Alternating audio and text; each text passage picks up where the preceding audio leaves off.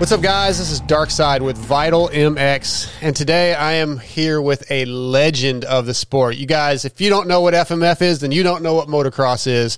FMF is one of the legendary companies of the sport, and I'm with one of the owners today, the son of the originator of FMF, Mr. Donny Emler Jr. What's up, little D?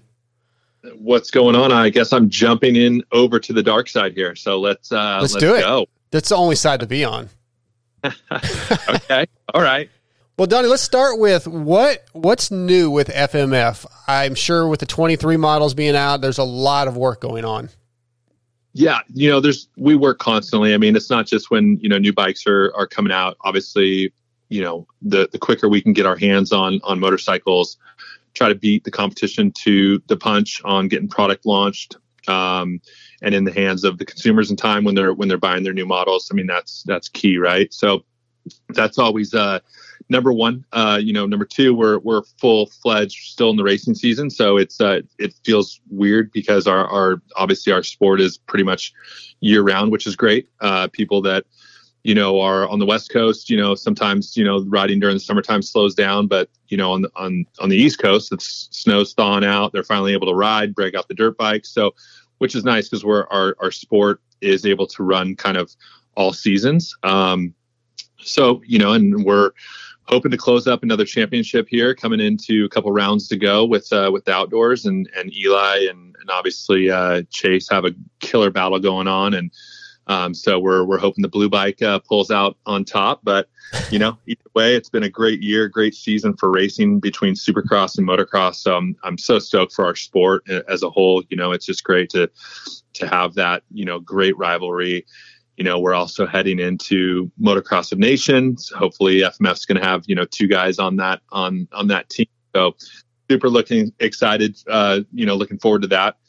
I don't know. Just seems like there's so much always going on with the FMF brand, and we just keep, trucking along. And I think probably the biggest question we get is, man, are you guys still making product? And, through COVID, obviously everything in the sport just went crazy and ramped up especially for the outdoor space of, anything outdoors, trailers, surfboards, bicycles. I mean, it was just, when bike sales are up, over 30%, which is pretty much unheard of for our space of motorcycles sales. And then you had, parts and accessories up 50%. So, we just got bombarded of, people wanting the FMF brand, which was amazing. But we just couldn't keep up. And, it's a good problem to have because, honestly, it kind of forced us to look at the way we were, producing stuff. We do produce everything right here under this roof in Long Beach, California. And so, I mean, it's a great thing to have at our disposal, but at the same time, it really made us figure out how to be more efficient in our production. And so, no, we didn't stop making anything. In fact, we only closed for actually 1 week at the very beginning of COVID, which I'm guessing we probably should have closed down longer, but we said, no, we got to get back to work and try to figure out how to make as much product for people as possible. So I know it's been frustrating for people, but I think it's not just us, it was across the board. So sport's in good hands and super excited about it. Yeah, you mentioned everything being in-house, and I got the pleasure of seeing your facility a few years ago, and you literally mean everything is done in-house, I think, except for maybe the nickel plating or something. You did a good job on your homework. You were getting the tour. So, yeah, as you mentioned, we source all the material. Most of it's local. Our titanium comes actually from Japan. They make a really, really good titanium product. Comes in big coils, as you saw. So, like, people see semis driving down the road with like 3 big coils in the back of the semi. That's basically how the process starts for us. And then we're cutting that all down to shape. We stamp everything in house. We roll our own titanium tubing in house. As you mentioned, the only thing that we don't make in house is we don't nickel plate the pipes, the 2-stroke pipes, and we don't make our carbon fiber end caps. Those get made in Northern California. So, it's like I said, we're a complete vertical manufacturing, and we can do things in small runs where a lot of companies, that wouldn't make sense, right? Like it doesn't make sense to set up this machine if it's not going to run, 500 to 1,000 of that part. Well, we don't want to do that because we have a lot of different SKUs that we have to keep up on, a lot of different motorcycles. I mean, we make stuff all the way back to 1987. So you can imagine the amount of thousands of part numbers we have. So in order to try to keep up with all those, we make things in smaller runs, 50 to 100, bigger runs for the more popular motorcycles, the KTMs, the Yamahas. But it is nice, we have this at our disposal, but there's always room for improvement. And, that's what we're working on. Although you didn't have any significant material shortage, I would assume, like every other company business in the country, you probably had some issues with having enough employees to run things because of the COVID requirements, especially in California. I'm sure that was a struggle for you. I mean, I wasn't going to call anyone out, but people just didn't want to work. Right. Trust me.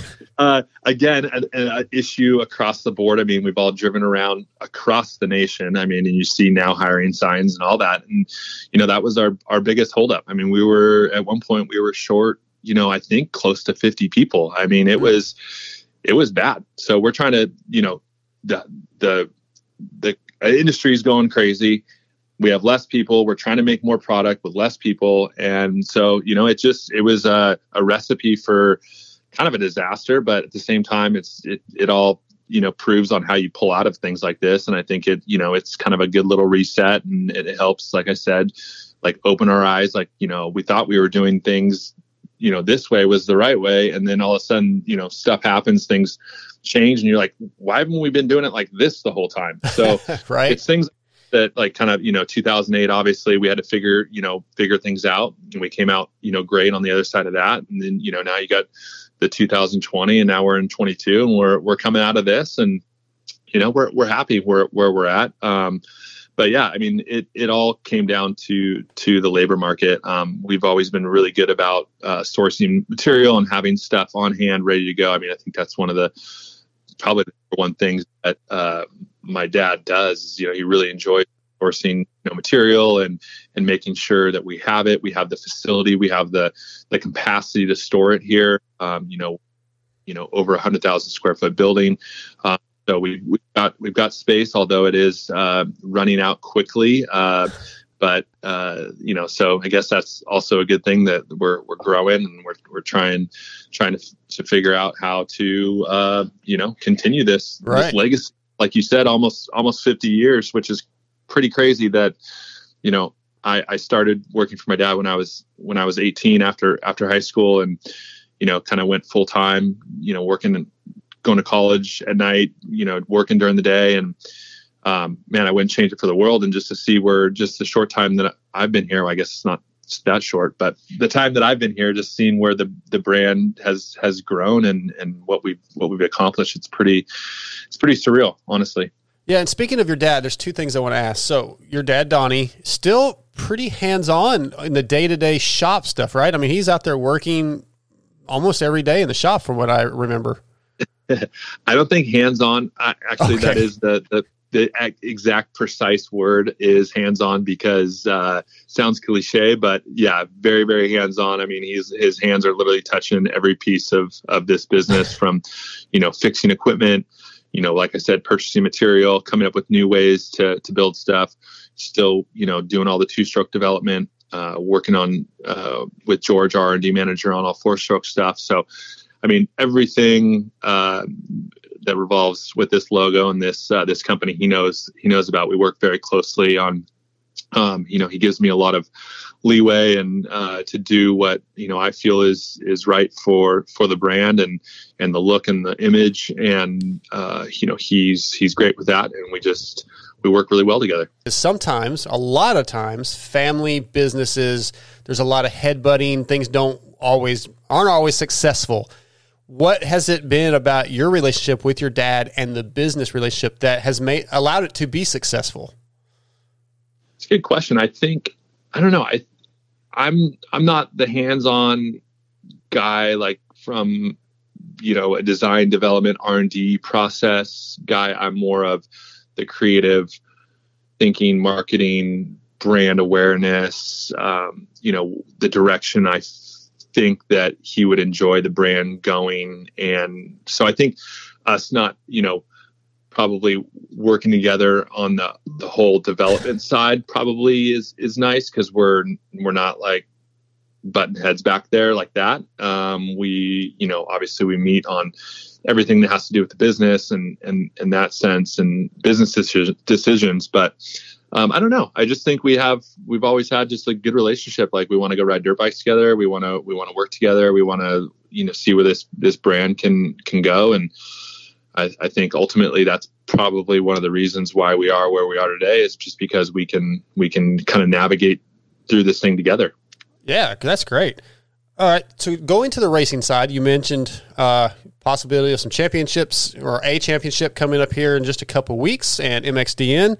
Over the last few years, especially with Star Yamaha, you've had numerous championships between Eli Tomac, Dylan Ferrandis, Christian Craig this year, Justin Cooper, Colt Nichols, as Zach Osborne in 2020 was on FMF with his outdoor championship.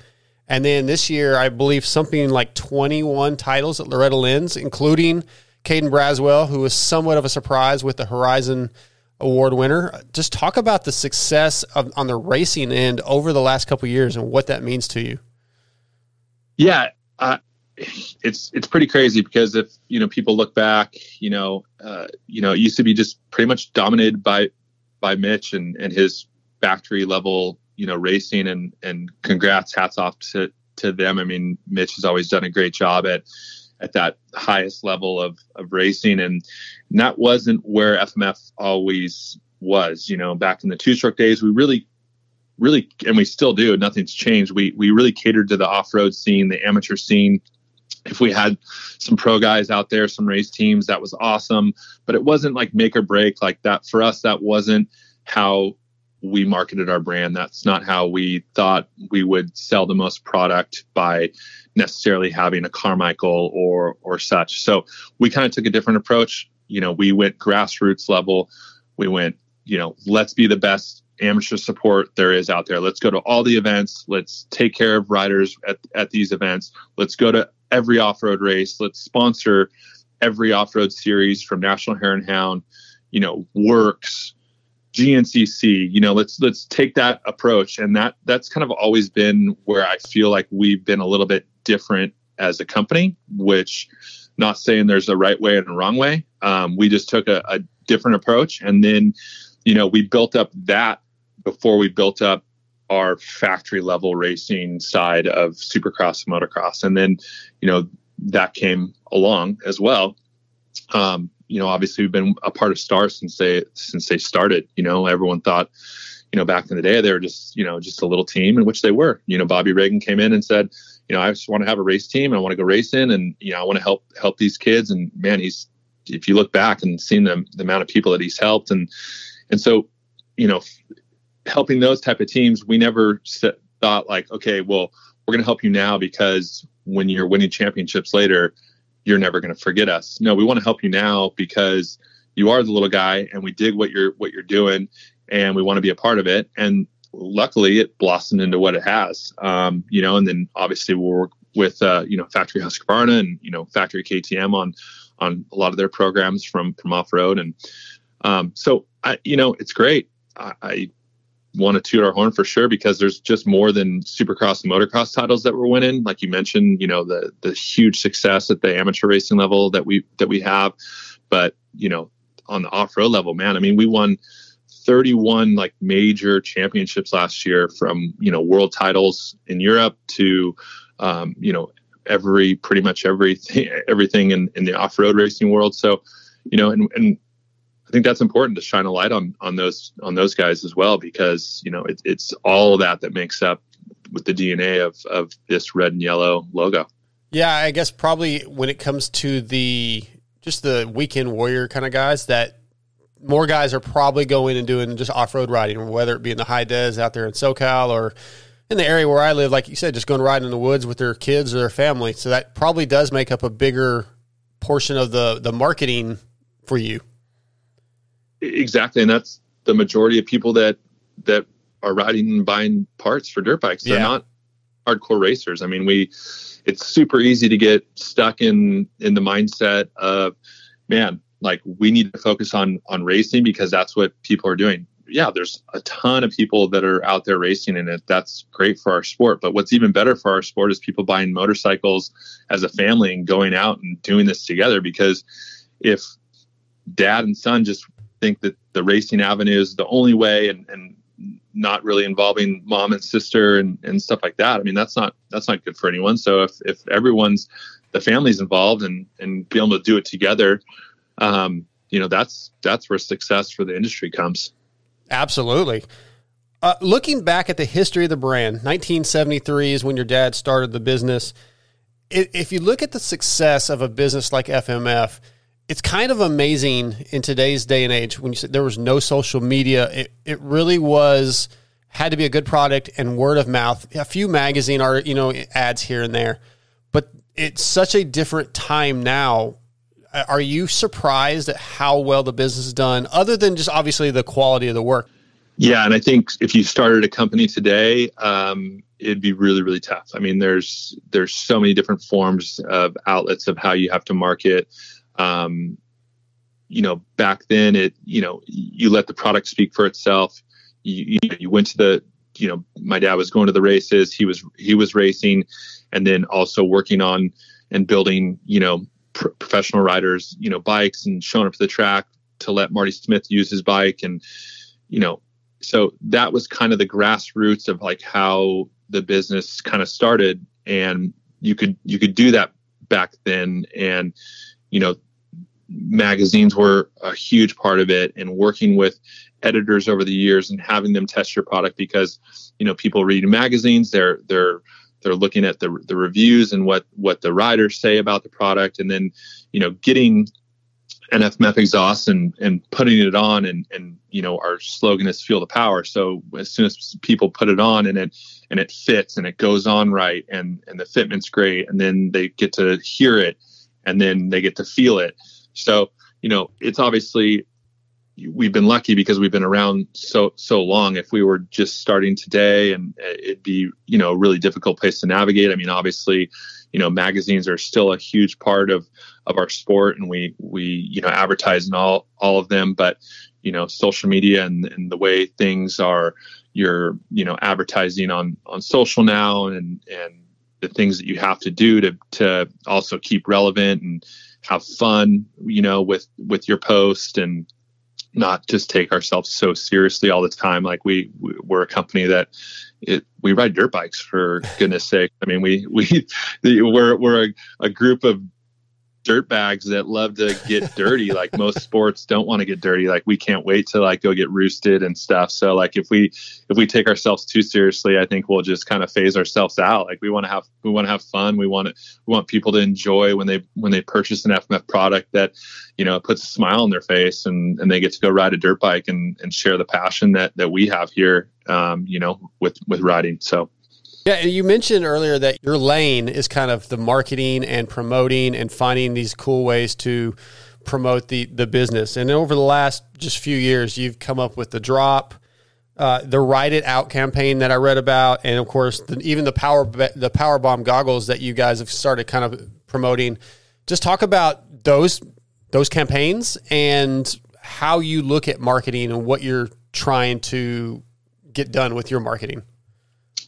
Yeah, I think I look at FMF, like I mentioned, as a fun brand. And if there's ways that people can represent that they ride dirt bikes by wearing an FMF t-shirt or a hat and feeling like when they wear that, when they go out to a restaurant and they see another person or someone sees them, they go, oh, that's cool. That guy rides, and I think that's the fun part about it is, we all love what this sport does from a family aspect to obviously to business and just having fun. But I think it challenges me to come up with new ideas. And I think that's what, obviously keeps this job amazing is not only do I get to, ride dirt bikes with my dad and create, the number one exhaust company in the world, but how can we also have fun by coming up with and challenging myself with new ideas? So, you mentioned the drop, and, it's a really fun